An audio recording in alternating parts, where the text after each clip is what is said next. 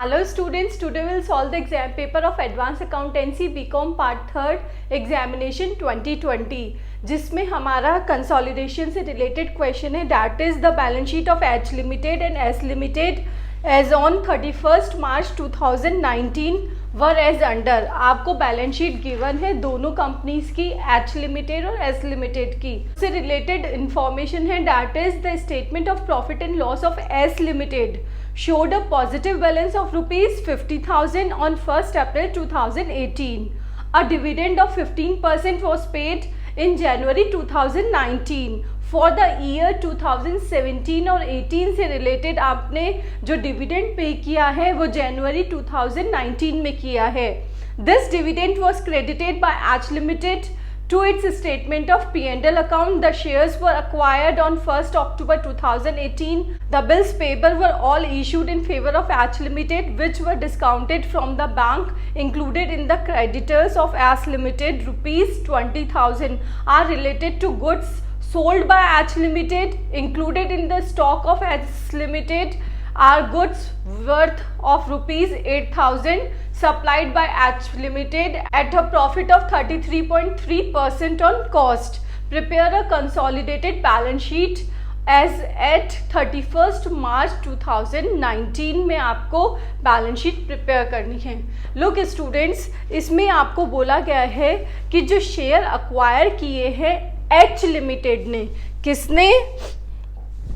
H limited ने किसके share acquired किए हैं? एस लिमिटेड के। वो कब किए हैं? 1 अक्टूबर 2018 में। फाइन। नाउ अब हमारा जो फाइनेंशियल ईयर है वो अप्रैल टू मार्च चलेगा। ये होगा 2019 2018। केस ऑफ कंसोलिडेशन हमें प्रॉफिट को 2 पार्ट्स में डिवाइड करना पड़ेगा। First is pre acquisition profit, second is post acquisition profit. That means 1 अक्टूबर से पहले के जितना भी प्रॉफिट होगा वो होगा हमारा प्री एक्वाजिशन और 1 अक्टूबर के बाद वाला होगा वो पोस्ट एक्वाजिशन प्रॉफिट होगा। फाइन। क्यों? क्योंकि इसकी एंट्री होगी एज अ इन्वेस्टमेंट और इसकी एंट्री होगी as a profit and loss. First of all we will calculate profit earn during the year by S limited. S limited ने कितना प्रॉफिट अर्न किया है साल के दौरान। तो हमें बैलेंस शीट में क्लोजिंग बैलेंस गिवन है statement of profit and loss account का, वो है 90,000।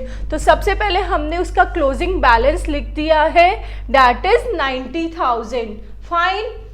Less opening balance. Opening balance आपको क्वेश्चन में गिवन है एडिशनल इंफॉर्मेशन में दैट इज 50,000 पॉजिटिव है।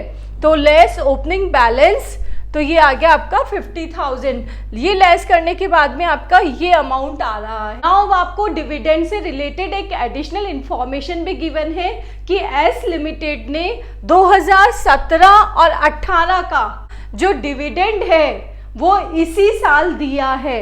ये डिविडेंड कौन सा है? 2017 और 18 का जनवरी 2019 में दिया है। तो अब आपको इसको ऐड करना पड़ेगा क्योंकि उसने इसी प्रॉफिट से दिया है। को क्वेश्चन में गिवन है share capital that is 2 lakh rupees. तो आपको निकालना है 15% डिविडेंड। तो 2 लाख का 15% क्या हो जाएगा? That is 30,000। फाइन।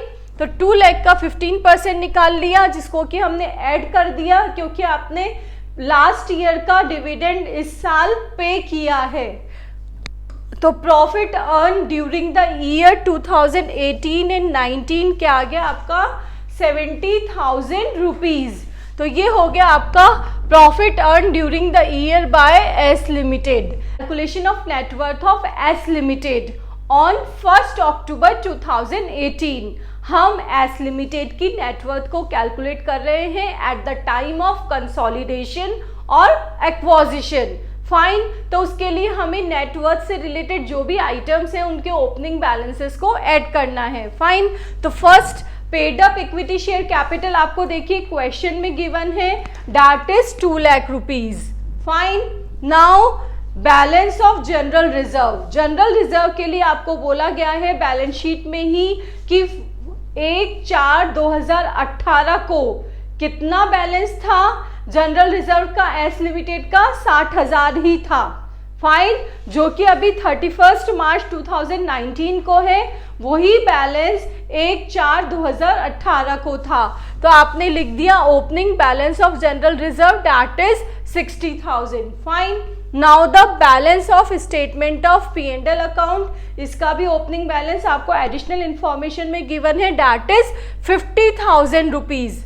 फाइन, अब आप देखिए कि जो एस लिमिटेड ने है 2019 में 2017 और 18 का डिविडेंड दिया था। तो डिविडेंड आप इसमें से क्या कर देंगे, लेस कर देंगे, तभी आपका एक्चुअल P&L अकाउंट का बैलेंस आएगा, क्योंकि ये पिछले साल का डिविडेंड है। तो 50,000 लेस 30,000, डिविडेंड का कैलकुलेशन हमने पीछे किया था 2 लाख का 15%। फाइन, तो इस साल जो P&L का ओपनिंग बैलेंस रहना चाहिए था वो क्या रहना चाहिए था, 20,000 रुपये। Fine, now pre acquisition profit को अब हमें ऐड करना है। अब आप देखिए लास्ट हमने देखा कि हमें प्रॉफिट ड्यूरिंग द ईयर हुआ है 70,000 रुपीज का। फाइन, 70,000 रुपीज हमारे 2018-19 के हैं। 70,000 रुपीज हमारे 2018 और 19 के हैं, जिस साल में हमारा एक्वाजिशन हुआ है। फाइन, तो वो उसका प्री एक्वाजिशन और पोस्ट एक्वाजिशन का पीरियड कौन सा होगा, 1 अक्टूबर को हुआ है, तो इससे पहले के 6 महीने प्री एक्वाजिशन के और उसके बाद के 6 महीने पोस्ट एक्वाजिशन के हैं। तो अब हम जो प्रॉफिट कैलकुलेट करेंगे वो 6 महीने का कैलकुलेट करेंगे ड्यूरिंग द ईयर से। तो 70,000 का 6/12 कर लेंगे तो 6 महीने का प्रॉफिट आ गया। वो प्रॉफिट रिलेटेड है प्री एक्वाजिशन से। तो प्री एक्वाजिशन प्रॉफिट क्या हो गया, 70,000 का 6/12, तो वैल्यू आ रही है आपकी 35,000। अब सारी नेटवर्थ से रिलेटेड हमने इंफॉर्मेशन कंप्लीट कर ली है। नेटवर्थ आ गई है हमारी 3,15,000 रुपीज। फाइन, किसकी, एस लिमिटेड की, ऑन 1 अक्टूबर 2018 को, जिसके की शेयर कौन ले रहा है, एच लिमिटेड ले रहा है। नेक्स्ट है कैलकुलेशन ऑफ गुडविल और कैपिटल रिजर्व। तो कॉस्ट ऑफ इन्वेस्टमेंट, अब देखिए जो एच लिमिटेड है उसने एस लिमिटेड ने कितना इन्वेस्टमेंट किया है, जिसके लिए आप बैलेंस शीट में देखेंगे कि एच लिमिटेड की बैलेंस शीट में देखेंगे कि 1500 इक्विटी शेयर लिए उसने एस लिमिटेड के, कितने, 1500 इक्विटी शेयर्स लिए हैं। फाइन, अब उनकी वर्थ कितने की थी, उन्होंने पेमेंट किया है 2,40,000 का। फाइन, तो 2,40,000 आपने लिख दिए हैं कॉस्ट ऑफ इन्वेस्टमेंट, जो कि एच लिमिटेड ने एस लिमिटेड में किया है। फाइन, लेस, अब इसमें लेस क्या करना है, देखिए dividend received out of pre acquisition profit for 2017 and 18। आपने जो कॉस्ट ऑफ इन्वेस्टमेंट है उसमें से जो डिविडेंड आपने पहले का रिसीव किया है उसको लेस कर देना है। 2017 और 18 में हमें डिविडेंड कितना मिला था, दैट इज 30,000, 2 लाख का 15%। फाइन, 30,000 मिला था। अब आप देखिए कि एच लिमिटेड ने कितने शेयर लिए हैं एस लिमिटेड के, उसने शेयर लिए 1500 और टोटल शेयर कितने हैं एस लिमिटेड के, वर्थ है उसकी 2 lakh rupees, divided by 100 that is 2000।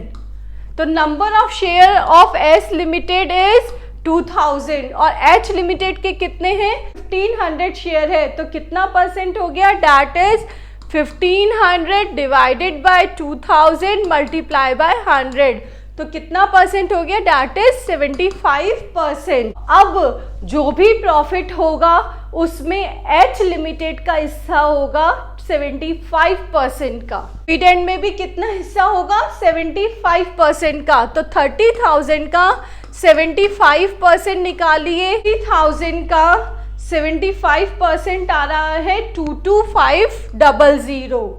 तो ये जो इन्वेस्टमेंट में से हमने लेस कर दिया है इसको। फाइन। नेक्स्ट क्या लेस करना है? 75% शेयर इन नेटवर्थ ऑफ ₹3,15,000। देखिए, आप एस लिमिटेड को अक्वायर कर रहे हैं, तो आपने 1 अक्टूबर 2018 में उसकी कितनी नेटवर्थ कैलकुलेट की थी? वो की थी हमने 3,15,000, अभी ऊपर की थी कैलकुलेट। फाइन। उसके कितने परसेंट में हमारा हिस्सा है? 75% में ही उसका हिस्सा है, क्योंकि उतने ही शेयर हमारे पास है। तो वैल्यू कितनी आ गई? 236,250। फाइन। माइनस में आपका आंसर आ रहा है, that means capital reserve create हुआ है कितने रुपीज से? 18750 से। नेक्स्ट इंफॉर्मेशन आपको अनरियलाइज्ड प्रॉफिट का है। अब आपको गिवन है एस लिमिटेड के पास में क्या है? क्लोजिंग स्टॉक रखा हुआ है, और उस स्टॉक में किसका माल है? एच लिमिटेड का है। तो at the time of consolidation हमें इसका भी एडजस्टमेंट करना होता है। तो कितने वर्थ का है? 8,000 रुपए का है। तो इसमें हमें बोला गया है कि कॉस्ट पे 33.33% ऐड करके बेचा जाता है, 25% सेलिंग प्राइस पे। फाइन। तो 8,000 का 25% निकालेंगे, वर्थ आ रही है आपकी 2,000 रुपीज। इतना अनरियलाइज्ड प्रॉफिट है। नेक्स्ट है calculation of consolidated profit and loss account, जिसको कि हम कंसोलिडेटेड बैलेंस शीट में लिखेंगे। तो उसके लिए सब फर्स्ट ऑफ ऑल हम ले रहे हैं balance of statement of P&L account of H limited, जो कि आपको गिवन है क्वेश्चन में, दैट इज 1,40,000। अब इसमें से आप क्या लेस करेंगे? जो डिविडेंड रिसीव किया है आपने प्री एक्वाजिशन वाला। फाइन। कितना रिसीव किया था? 22,500 का। क्यों? क्योंकि ये जो प्रॉफिट है वो एज अ इन्वेस्टमेंट ट्रीट होगा, आप उसको प्रॉफिट एंड लॉस से चार्ज नहीं कर सकते हैं, इसलिए आप इसको लेस कर रहे हैं। Next is less share unrealised profit included in closing stock. पहले आपने उसको P&L अकाउंट में ऐड किया था, अब आपको उसको लेस करना है, क्योंकि ये आपका क्या है? इन्वेस्टमेंट है। तो 2,000 आपने लेस कर दिए, तो इतनी आ गई वैल्यू, दैट इज 1,15,500। क्या करना है? Add share in post acquisition profit. अब पोस्ट एक्वाजिशन प्रॉफिट में उनको अपने शेयर को ऐड करना है। तो पोस्ट एक्वाजिशन प्रॉफिट कितना था? 70,000 हमारा ड्यूरिंग द ईयर था, उसमें से आपने क्या कर दिया? 6/12 कर दिया। तो पोस्ट एक्वाजिशन प्रॉफिट आ गया एस लिमिटेड का। अब उस एस लिमिटेड के पोस्ट एक्वाजिशन प्रॉफिट में उसका कितना हिस्सा है वो उसको P&L अकाउंट में चार्ज करेगा। तो इसका 75% उसने इन्वेस्टमेंट ले रखा है, इसलिए उसने इसका 75% निकाल दिया। वैल्यू आ रही है 26,250। नाउ कंसोलिडेटेड प्रॉफिट कितना आ गया? 141,750। नेक्स्ट है 75% हिस्सा तो एच लिमिटेड के पास है, बट बचा हुआ जो 25% हिस्सा है वो एज अ माइनॉरिटी इंटरेस्ट है, तो उसका भी हमें कैलकुलेशन करना है कंसोलिडेटेड बैलेंस शीट के लिए।